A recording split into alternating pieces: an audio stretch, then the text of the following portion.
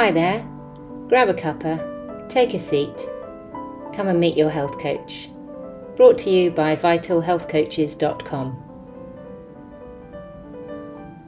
Hello, I'm your host Clare Sharpen and welcome to the Meet Your Health Coach podcast. I've got something a bit different for you today.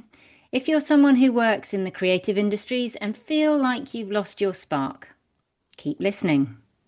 Today, you're going to meet Michelle Wilkie, who has drawn from her years as an interior designer to define a really creative and fun approach to health coaching, ultimately to help creative people like you get your spark back. You'll learn how Michelle can help you reimagine how you want to be and feel, how together you can co-create a plan to get you there, and how she'll help you turn that vision into a reality. And if Project You feels a bit too overwhelming, Michelle shares with us how she can help you just take the first step. Michelle Wilkie is an interior designer and holistic health coach who can help you redesign your life from the inside out. So, Michelle, I wanted to start with a bit of a story from this morning. So I'm a member of a women's only gym. It's a weights gym and it's a really nice, easygoing, relaxed, friendly place. But they have strip lights in the ceiling. And every time I go, because I'm quite sensitive to certain types of electric light, I have to wear a cap. And when I'm lying down, I close my eyes. And I've been going for over a year and that's just how I deal with it. And then I went along this morning and lo and behold, they've changed the lighting to softer, dimmable lights that shine on the wall. It's completely changed the feel of the space. And I was able to take my cap off because I realized actually this isn't giving me a headache. And when I was lying down, I was able to do the stuff with my eyes open. And I just was really surprised at the difference in how it made me feel. And then I thought, oh, we're recording this podcast today with Michelle, who's all about interior design and holistic health. So I thought I'd share that story as a kind of starting point because you probably get what that's all about. I love that. Yeah, it's so important. I think we forget that our whole circadian clock and our whole, hormonal system is linked into daylight and light exposure. And I think, yes, we definitely are exposed to way too much blue light, whether that be from our devices or the lights you mentioned in the gym. But I love that story that they've listened to somebody by the sounds of things, and hopefully the people in their gym will get fitter and stronger by just changing the lighting. So it's incredible, yeah, how powerful just switching something like that can have a profound effect on your health. Yeah, yeah. So it made me think you are quite unusual in specializing in bringing together interior design with holistic health and well-being. Quite an unusual mix. How did your original career in interior design end up combining with this approach to holistic health coaching? How do those two worlds complement each other beyond just gym lighting? hmm So I've been in the workplace design industry for about 16, 17 years. And so I've worked on quite a few high profile projects for in the corporate sector. So for people like the Spotifys and the Googles, and so people here that have a lot of money typically and a lot of budget that can invest in their staff and in their people. And what I found a few years ago is well-being used to be just, like a token gesture. So it used to be, have Mm. you got private health insurance? Have you got a plant pot in the corner? But now it's much more transformative than that because I think people realize that people are their number one asset. And so, as a wellness designer within interior design, we start to make sure that we're designing spaces for well-being. And so that might look like introducing, meditation rooms, other spaces where people can retreat, community spaces, spaces where people can come together. We're also considering the types of materials that we're using. Are they textural? Is it timber? Is it natural? We're looking at the air that we're breathing. So all these things are implemented, I guess, within the interior design. But what I started to realize is it's all well and good designing these spaces that look great and that people are, hopefully improving their health from being in them. But I wasn't designing my own life that connected back to wellness. Mm. So on the outside, I'm designing these amazing spaces, but on the inside, I was actually burning out and starting to not take my health into as a priority. Mm. The design work can be very demanding, like I think a lot of industries. So it's a lot of overtime and a lot of stress. And so I've just realized that there's so much synergy between the health of our building, so the physical environment, and the health of our bodies. And I feel like we can't really separate the two Mm. because we know what it's like, even if it's not in our office, at home. We know how it feels if you've got visual, I call clutter visual noise. So if there's stuff everywhere, we know that that can impact our nervous system, our stress. We all know what it feels like when you open a cupboard and everything falls out, and then you just shut the door and you just pretend, oh no, we'll deal with that later. And I was doing that with my life. I felt like I had lots of things that were falling apart, and I just kept shutting the door and hoping that it would resolve itself. Mm. But actually, I had quite a few health consequences from overworking, from being stressed, from burning out, and there was Mm. periods where I think I was working 100-hour weeks during COVID, and I think it was 2020 where it all kicked off, where I really believe that the body whispers until it screams. Mm. And the screaming for me was my hair falling out. And so I used to have really long, shiny, healthy hair. And then during COVID, it was falling out in handfuls. Mm. And I knew that it was linked to my stress. And I used to preach about well-being, but I wasn't actually living, talking the talk. Mm. So I retrained as a health coach in 2020, whilst working full-time in interior design. And I really wanted to take my health into my own hands because I felt like when I went to the doctor for advice, they never could get to the core root of the issue. It was always just take this pill and, they don't have time. The NHS Yeah. is, and they're not trained in nutrition. So yeah, so I retrained as a health coach, and then yeah, created my business Interior Self, which is all about healing from the inside out. So I really Mm. believe it's a full 360 approach when it comes to fully optimize your health. So it sounds like a real combination of your experience to date, and you're not just leaving that behind you, but really bringing it with you and your own health challenges and your own health experience. What does it look like in terms of how you support people who are perhaps on a similar journey themselves? What can you do for them? So I typically help high achieving women that are feeling like they've maybe lost their spark, lost their mojo. And I think particularly in the creative industry is that often we start out our careers as a designer or as something that's creative.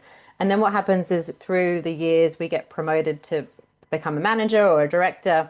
And then we lose the reason why we've started this whole business in the beginning. Mm. So I help women to rediscover their spark to, from they're going from survival mode into really kind of stepping into I'm using the term creatively juicy because I feel like we all have this creatively juiciness within us. But I think sometimes we just switch that off because Yeah. we forget we're busy. Then people become parents. We all have busy lives, and so it's like, how can I support women, particularly in their midlife? So I'd say kind of 35 to 50 is the sweet spot, really to transform their habits, their environment, and their space. And I do that through, I've got like 5 pillars Okay. that Interior Self represents. Mm. So I can just quickly just go through what those are because really it's a framework to redesign your health from the inside out. Mm. And I like to think of it like a floor plan. So if you can imagine you've got a floor plan and there's 5 rooms. Mm. So room number 1 is interior. So that would look like not just your physical environment, so whether it's decluttering, but it's like how can you more consciously live in a more of a low tox environment. So I think we're surrounded by toxic cleaning products, toxic people sometimes. Do we need to detox the people in our life as well? Because they say we become the sum of the 5 people we surround ourselves with. So really the interior element is the foundation. So it's something you can tackle quite easily and quickly. We can all tackle to declutter a cupboard. We can all tackle to maybe kind of start to change the products that we use at home and live more consciously. Once we create a space that fully supports you, then I feel like it's much easier to step into the other elements. Mm. Again, nothing's linear. Things kind of happen all over the shop, but this is the kind of the first framework, which is the physical environment. The next pillar is self.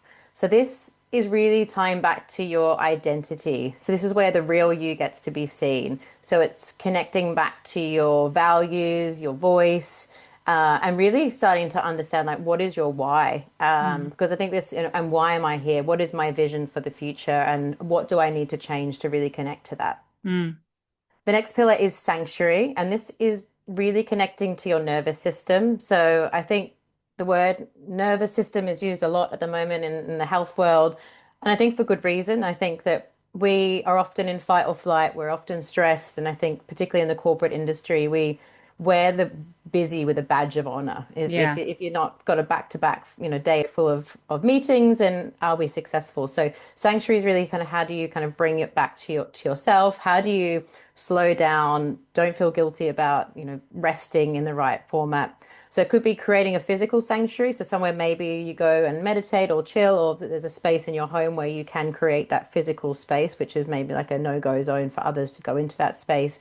But also it's the mental sanctuary. So how do I, yeah, give myself permission to slow down? Mm. Health is the fourth pillar, and obviously health links to everything, but health really is our life force. It's our foundation to full optimal health and vitality. So this is where we look at your nutrition, your movement, rituals that we do each day. We might look at detoxification. And I think for women in particular, it's important in this kind of phase that we look at how we're aligning our health to our season and to our cycle. Yeah. Because I think so often we just go the whole way through the month and don't actually maybe adjust what we're eating or how we're exercising. So I think it's also really important to tune into our cycle. And then the last pillar is expression. And so this is all about your unique magic and juiciness. So this is my favorite one at the moment, because I feel like as women, we're disconnected from our bodies. We're disconnected from how we kind of show up in the world. I think we all put on these kind of sometimes these corporate hats at work, and it's just like, I must be this way, but do we actually need to? So this is about reconnecting to your joy, into your magic. Maybe it's what did you love to do as a child that maybe you're no longer creating space for. So maybe Mm. it's singing, maybe it's dancing, maybe it's creating art. So these are the five pillars really that underpin everything I do. And we look at it as in like a house of self. So we look at each room and we give it a score. And then in that score system, we can look at where people maybe want to focus on first, because maybe their interior environment, they're on top of that is fine, but maybe it's their sanctuary that needs a little bit more support. I love that image that you give of a floor plan. So let's just run through those five again. So you started with the interior, Yep. our kind of living and potentially working environment. And then we went through to Self. self. Okay. Just Self, yeah. So self is about identities, your values, your vision. mm, The next one is sanctuary. So that's your nervous system's home. So yeah, physical environment, but also mental environment. yeah. The next one is health. So your life force. And then the fifth one is expression. So that's Yeah. your magic and creative juiciness. Your juiciness. I love Yeah. that. Yeah. Yeah.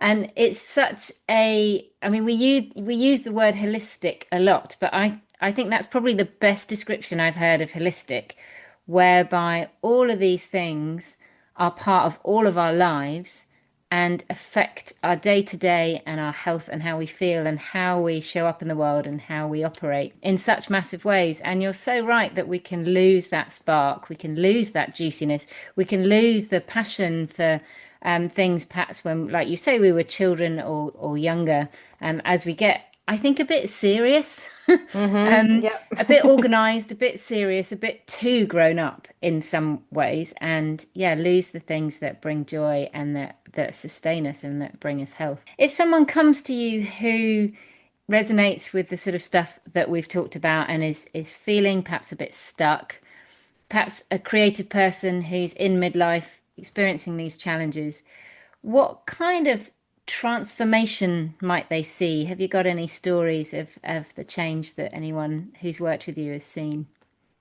So I think a lot of my clients, I take them from, they've described that they're in survival mode Mm, often. I think sometimes we're just sometimes so go, go, go, and we can't see the wood from the trees. So when I work with my clients, we really start with a vision to start off with. So it's almost like the process I take my clients through is like a design process. And even if you're not a designer in the industry, I think you could still understand what a design process might look like. So it always starts with a vision. So we mm, start out mapping out a vision for almost like the blueprint for what does my future self look like? What does it feel like? mm, So we start to really kind of look at behavioral change and getting clear of almost closing down the eyes. What does it feel like if I step into this new version of myself? And it might mean I want to lose some weight, or it might mean I want to, create better bonds with my friends and family, or have better community, or it might be I want to clear my skin, or there's so many multitudes of things that that my clients have been through. So we start with the vision, and I think that gets people excited. I like to get my clients to create a vision board for what it is that their future self looks like, which we can just do on Pinterest, which is free, and it's an easy way just to kind of get really clear on, okay, this is what the direction is I want to take. We also do a really complex health intake form, so I always want to know where you're starting as well. So what health concerns have you got, and how do we kind of want to move forward from there? Mm. Then the next phase is all about the design phase. So this is where we create the blueprint. And it's also important that we co-create the blueprint together, because there's no one size fits all, and everybody has different goals and ambitions. So this is where we really start to look at the detail of, okay, how can we look at your house of self? Let's look at the rooms that need a little bit maybe more attention, the rooms where you've shut the door and hope that no one's going to go in there. Yeah. So how do we kind of start to massage that and to create a bespoke coaching plan that works for you? Yeah. Then the next phase is all about the build phase. So this is where my clients sometimes want to give up. This is where it gets, where it gets real. Yeah. This is when, you don't want to go to the gym in the morning. This is where your body starts to resist. This is where, we all have that. We're all human. Mm. But I like to compare it to like a design project. So if we're designing a project but we're not sticking to the spec, then we're not going to get the outcome that we wanted. We're going to end up with a house that looks completely different to what we had in our mind. Yeah. So this is where I can help my clients with motivation and to keep people on track, whether that be through daily check-ins, weekly check-ins. It's really kind of however the client wants to work. Mm. So this is where I can kind of be almost that accountability buddy that can help clients through this next stage, to get them through so they see the results that they're hoping for. Mm. And then the last stage of this is really about maintenance. I typically work with clients for 3 months, but sometimes they want to continue to work with me afterwards, because I think once we've designed something and built something, it doesn't stop there. You Yeah. don't get the six pack and then the six pack doesn't stay if we don't keep working at that. So the maintenance phase is all about how we look at our rituals, our routines. We check in. So we check in, what is our progress? You might have an Apple Watch or an Aura Ring, or ways that you can start to monitor how the progress that you're making. Because I think if we don't measure how we're performing and and also reflecting and celebrating on, oh my God, let's just pause for a minute, look at what I've achieved in the Mm. 3 months. So I think that's also really important, that so often we can just quickly just brush over a very kind of exciting milestone. So with my clients as well, I always make sure that we pause to celebrate things as we go along as well. Mm. Mm. I love the way you describe it as a bit like a kind of renovation project. We did a house renovation project years ago, and yeah, it is really important to have that vision at the start, isn't it? And then to see how you're progressing against it. And when the going gets tough, that's where the commitment comes in, I think, isn't it? Even if the motivation has waned and, oh, I don't really want to do this anymore. Yeah, that's Actually, right. that commitment to what the end vision is, where you're trying to get to. Yeah. So, for someone who's thinking about all this stuff, perhaps listening to you sounds amazing, but they think, "Oh my goodness, this is too much." Like, uh, every room in my house, I need to keep the door shut on. I don't know where to begin. Um, Obviously, everyone's different, but would you have any suggestions of like one simple place where someone could perhaps make a start? Yeah, I probably go back to what I mentioned at the beginning is, if you're not sure where to start, maybe just tune in to think about what's your body whispering to you Mm. that you're ignoring. So in my instance, it was my hair loss. For others, it might be the rash that keeps appearing on their arm, or maybe the weight that they've put on, or maybe it's just they've got no energy in the morning as they're waking up. So I think it's like really tuning into that, and then letting that be your inspiration and your motivation for change. And the thing is, we don't need to renovate the whole house at once. You can do it room by room. You can do it Mm. corner by corner, cupboard by cupboard. We can go from macro all the way into the micro. So I think it's really just tuning into yourself, and just checking in and just seeing, where do I want to have those big shifts. I also offer like a activation call, if you like. So for some people that don't maybe want to dive into a full 3 month transformation package, there's options just to, I guess, kind of start slowly. So then you can have an accountability buddy with almost a mini blueprint that we can co-create together, which sometimes can just be enough motivation to be like, okay, this is where I need to work on. And I would give you some tools and techniques and some different rituals and things that you can embed into your own life Mm, that work for you and your time scales. I know that everybody's busy, and a lot of people will say, I don't have 20 minutes in the morning to do a morning practice. But do you have 5 minutes? If you don't have 5 minutes, do you have 1 minute? mm, So it's like, how can you again go from the macro to the micro to make sure that we're doing these daily rituals? Because it really is that 1%, isn't it? The 1% change that mm, happens every day incrementally is what kind of adds up over time, which mm. then gets you to your goals and your vision. For sure. Yeah. And I think it's something that we really see as kind of core to the health coaching process, that just making a start and just getting the momentum, just starting in the first corner of the first room, and doing the first shelf of the first cupboard, then starts to create that positive momentum, doesn't it? And that positive change where perhaps you start to have more energy, you start to feel more positive. Like you say, the creative juiciness starts to flow a bit more, and then it all starts to feel more possible. Hmm. Whereas often starting anything is the hardest, isn't it? But taking that first step, making a start, and having a sense of where you want to get to, um, yeah, it can just really help someone on the journey. Absolutely. So, Michelle, if someone's listening to this and thinking, yeah, I can really identify with what's being said here, but there's quite a lot to take in, what would be kind of one simple message you, in a sense, would like someone to take away? I'd like for somebody to take away that not to forget that they are the biggest project that they'll ever work on. And I don't mean that in a detrimental sense, because I think we can say, oh, that person's a project. But actually, particularly in the design world, we all work on projects, we work on things all the time. And even if you're not in the design world, there's always things that we're doing, there's always tasks that we're doing. And often we're never prioritizing ourselves. We're always looking to work and support our businesses, our families, and all these things. And I think often we put ourselves last. Mm, But it is very cliche in the saying that we must put on our own mask before we can help others, or we need to fill our own cup up before we can help others.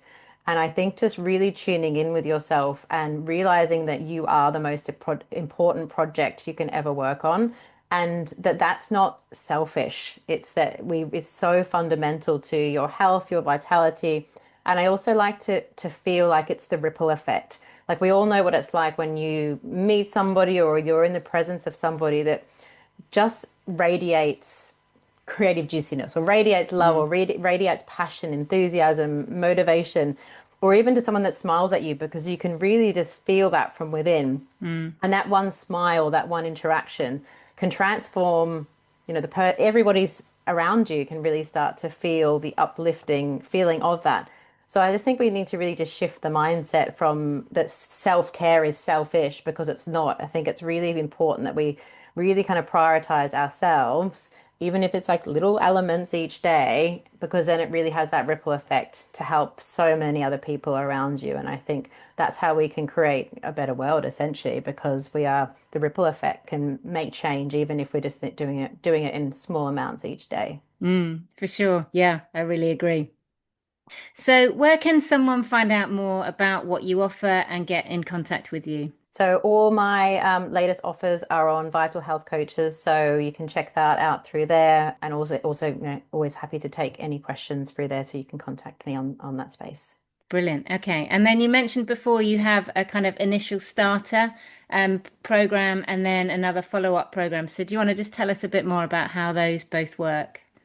Yep. So I've got what I call an activation session. So that's if you're just really not sure about what health coaching is, maybe you're super busy at the moment, but you just know you want to take that first step. I have what I'm calling an activation session. So that looks like a 90-minute session where we dive deep into your current health concerns, the vision that you have for the future, and we look at a mini blueprint. So we look at the house of self, we look at your 5 rooms, and we look at what needs the most attention. And then I support you just across 1 week. So it's just a 1 week program where we can identify one or two key concerns to work on. So again, this isn't the full renovation. You can only do so much in 1 week. So that's like a nice way just to kind of kickstart things. I then offer a much deeper, in-depth program, which is what most of my clients go through, which is 3 months, because it's very hard to establish change and behavioral change and that type of thing in a short period. So over the 3 months, that's where we dive deeper. We can either do weekly or fortnightly coaching calls. I give you a new coaching plan every 2 weeks, and we dive much deeper into the 5 pillars. And then we look at how I can support you through there. Through that process as well, there's a lot of embodiment practices. I think that's probably where I'm a little bit different to other health coaches. I also weave in some physical movement, and it's movement that everybody can do. So it might be anything from somatic practices, shaking. I love dancing. Again, there's no routine to follow, so it's all it's all very easy. But Yeah. I just find again it's a way of kind of moving through different things through the body, because I think so often we're in our head, and Yeah. sometimes all we need to do is just shake it out, and I think it can completely transform how we feel in ourselves. So yeah, so the 3 month program is a much deeper program where my clients see real transformation. Yeah. Great. Okay, this sounds so great and so inspiring. And I love the way you've incorporated your not just creativity, but your whole kind of perspective, interior design perspective, and how actually there's much more synergy than I think is immediately, obvious from the start of how those things overlap and how someone can approach this in a really creative and fun and kind of whole way. So, yeah, I've really enjoyed hearing your perspective. Thank you so much, Michelle, for joining us on the podcast today. I can see how you can really help people take steps to move from wherever they are now to wherever it is they want to be in a fun way and to get their juiciness back. I like the thought of that. Yeah, So thanks, Michelle, for joining us. pleasure. Thanks for having me, Claire. We hope you've enjoyed this episode. For more on how a health coach can support you in your health journey, please go to vitalhealthcoaches.com.